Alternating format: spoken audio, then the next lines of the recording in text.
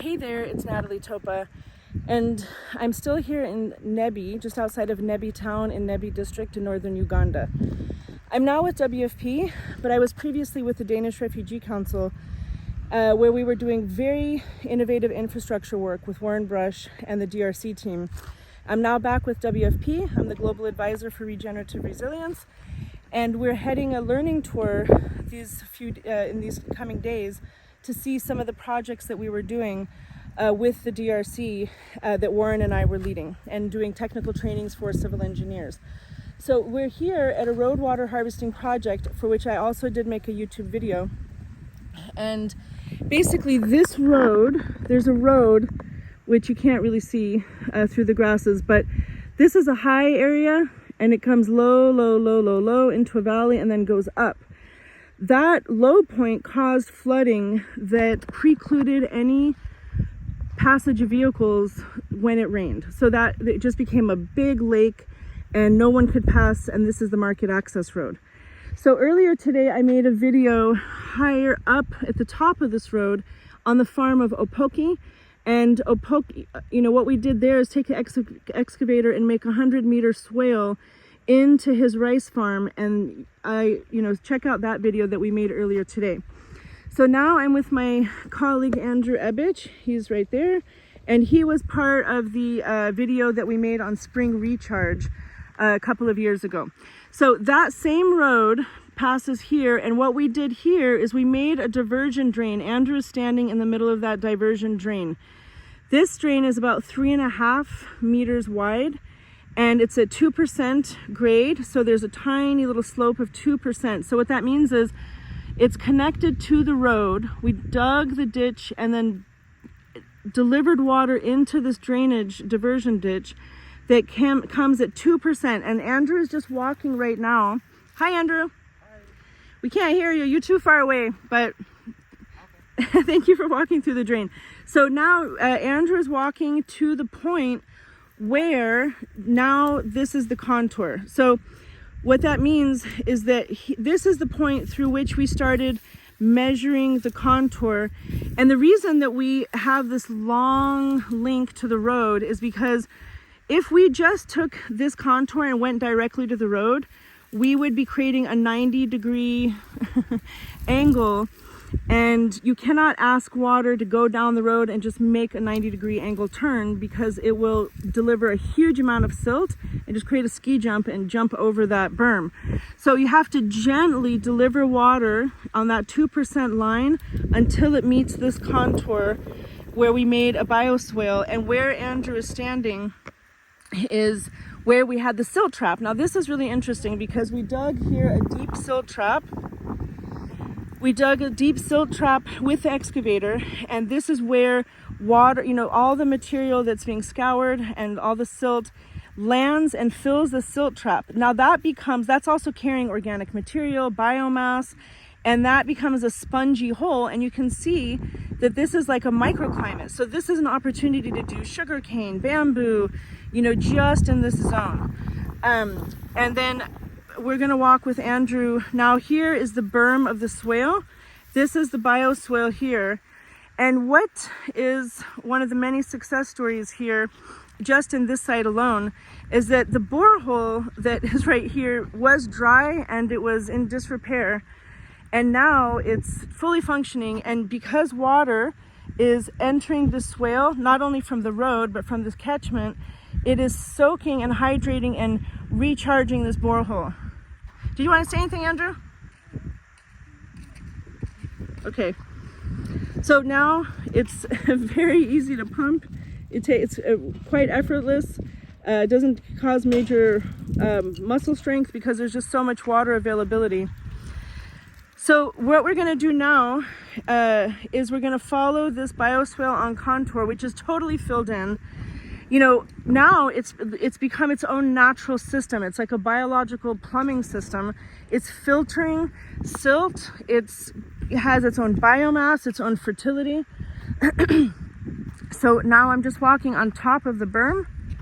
We're here with the whole tour from the local government, with DRC, and with WFP to come and see the status of these sites.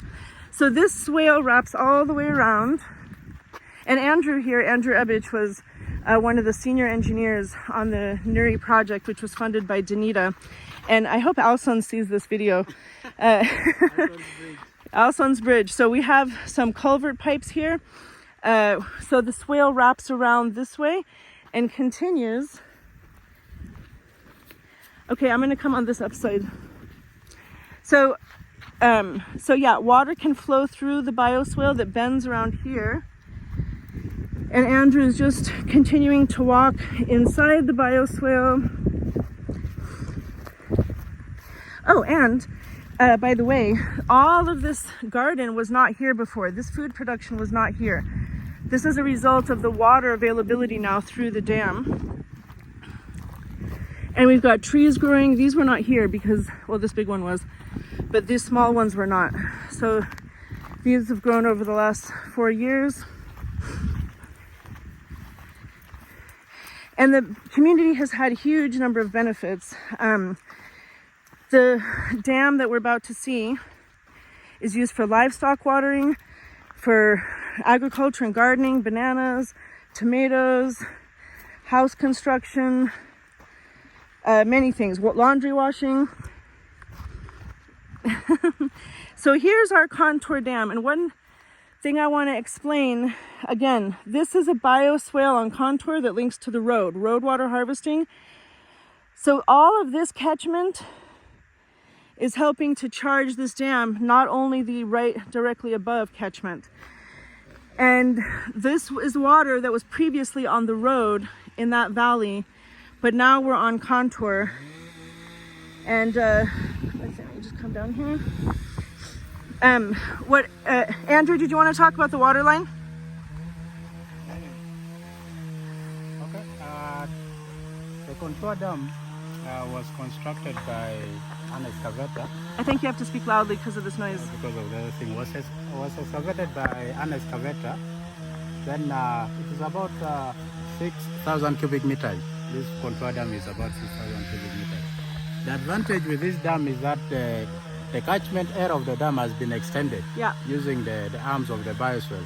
So it doesn't only receive water from the very upstream of the dam, but also on the other parts of the dam.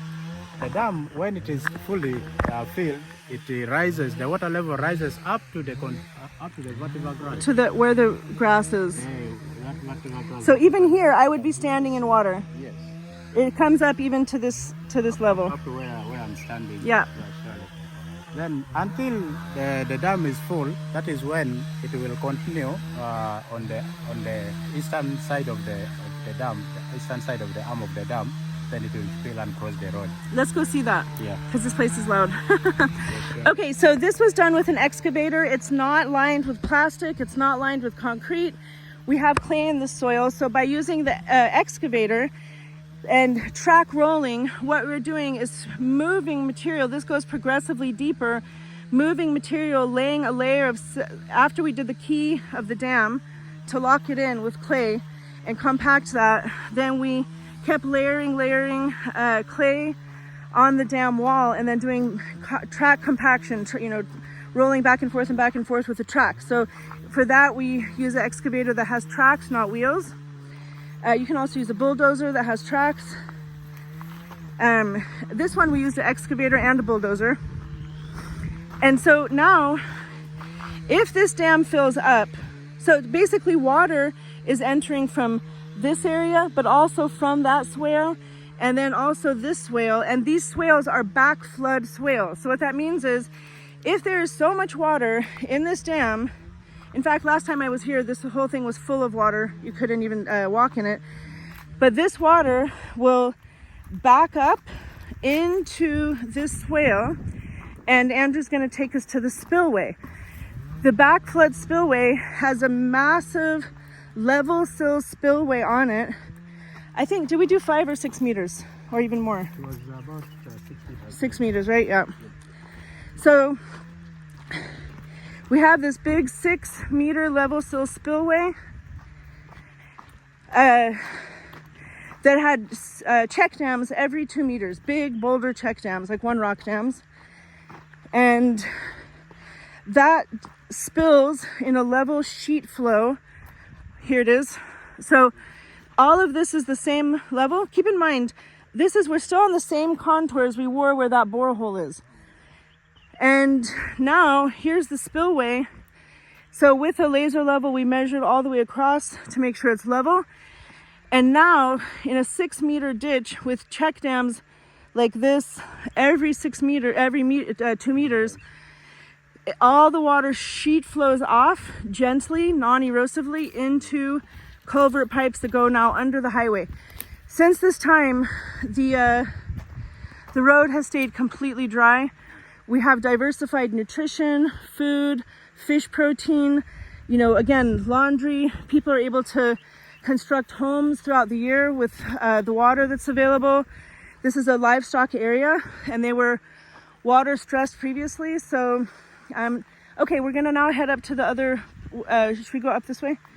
So we're gonna see where the swale ends, which is at the road. This is a road that we constructed because the original road was right where we wanted to make that swale. And there's our little delegation. So it's just amazing to see this. I don't know, Andrew, if you have thoughts, but just to see how this has become reclaimed by nature. It's a natural system now, naturally filtering. And we've extended the seasonality. Farmers here can now grow Yeah. crops throughout the season. You see that the moisture level in the soil has increased. I think the design has helped a lot in this case.